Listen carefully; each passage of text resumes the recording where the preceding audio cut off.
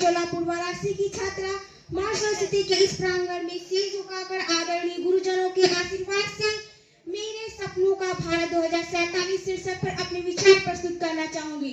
मंचासीन मान्यवर, सपना वो नहीं होता जो नींद में आता है, सपना वो नहीं होता जो नींद में आता है, सपना वो होता है जो नींद न आने दे, सपना वो होता है जो नींद न आने दे। मान्यवर, मेरे सपनों का भारत 2047 हमारी कल्पना लोक में समाया है। वो तब साकार होगा जब हम उसे नींद में नहीं बल्कि जागती आंखों से देखेंगे।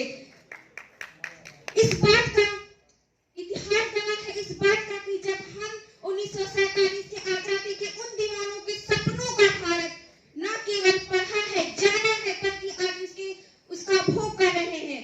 महात्मा गांधी की बुनियादी शिक्षा और स्वामी विवेकानंद का सर्वधर्म समभाव, युवा भारत और महात्मा बुद्ध का आडंबर मुक्त भारत और ज्योतिबा फूले के नारी शिक्षा आदि अनेक महान विभूतियों के पूरे होते सपने हमारे जज्बे को और भी मजबूत बना देते हैं।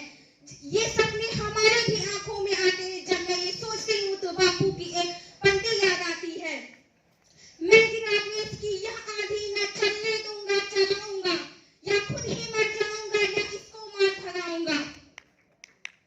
मैं मान्यवर, एक लड़की होने का, एक गरीब घर में पैदा होने का, एक गांव में रहने का जो दर्द मैंने देखा है, महसूस किया है, जैसा कि